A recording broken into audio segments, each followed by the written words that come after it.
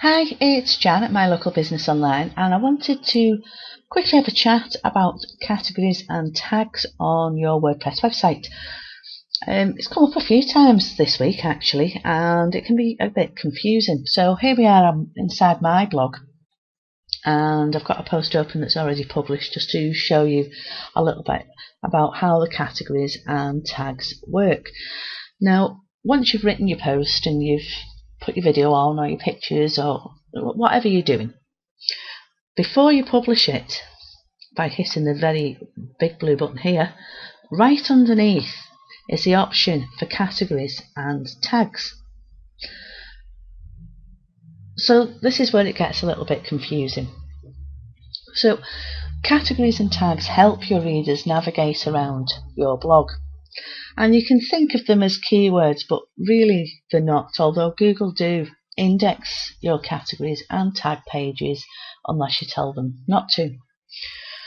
So what you want to do before you start blogging regularly basically is have an outline of what categories and what tags you're going to use on your page. Now your category is basically the topic that you're writing about. So in my cases, I've got here social media, blogging, Google, local business, internet marketing, small business marketing, and uncategorized is the default setting. Now, don't post as uncategorized, because that's just such a waste of tag, isn't it, really? You're not helping anybody by not categorizing your posts. So have a good plan of action about what topics you're going to be talking about on your blog and use those as your category. What WordPress does is for every category and every tag for that matter you use, it creates a brand new page. And if you're only using a category or a tag once, then you're creating essentially a duplicate page of what you've already written in your post, and this causes some problems, particularly with Google, regarding duplicate content. And this is the true meaning of duplicate content. It's essentially the same content that on your own website. It's not about publishing the same content on various other web properties, whether you're writing an article or posting a video or whatever else you're doing off your website. That's a slightly different issue. The big issue really is having the same content reposted various times on your own website, and categories and tags do that if you only use a category and tag once. So have a plan of action. What topics are you going to talk about, and use those as your category. And when you create your post, only tick one category box. Don't be choosing 3 or 4 or even adding more categories until it looks a little like a spider's web itself. With your posting 5 or 6 categories, because it's a way for people to navigate around your site. So you want to keep it fairly tight. Which brings us to the tags. Now, your tags, you could call them keywords if that helps, and they're not really keywords in the sense of getting found online type keywords. It's tags to help people find similar posts. Tags are used all over the internet, from social bookmarks to your videos on YouTube to Facebook and all over the place. So think of them as keywords if that helps. Have a good idea about the type of tags that you want to include on your website, and this list can actually get quite long.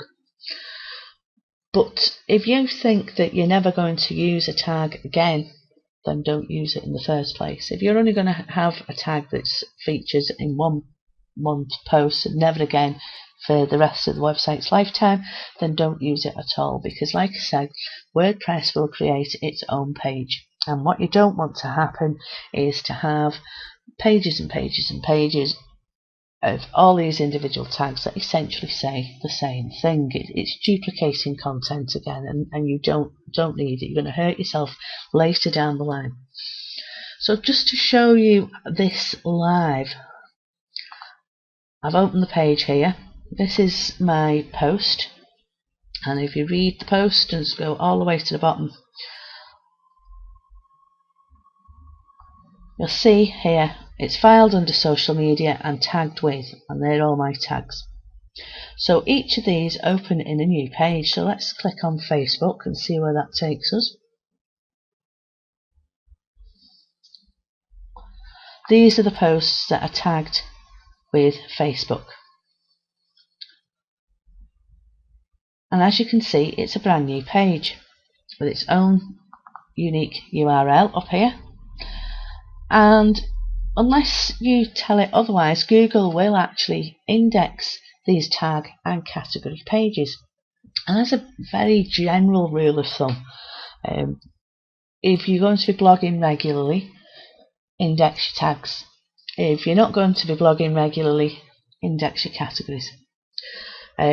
Categories are also really useful for putting up here in your menu as well. You can't do that with tags, but you can put your categories up here in the menu as well, or down the sides or at the bottom, whatever you put in your menus, that's where you can put them. So that's it in a nutshell. Choose your categories as the topics that you're going to be talking about on your blog, and have a rough outline of the type of tags that you're going to be using on your blog as well. Choose one category per post and choose 5 or 6 tags per post. If you go over 10, then you're really going too far. Always try to use a category and a tag several times across the posts that you write, so that what happens is you get this page with several posts on it, so that you're not duplicating content across your website needlessly. And if you've got the option, Yoast's WordPress SEO allows you to do this really easily. Index either the tags or the categories. There's no need to index both. And that's it. Hope that helps a little. Speak to you soon.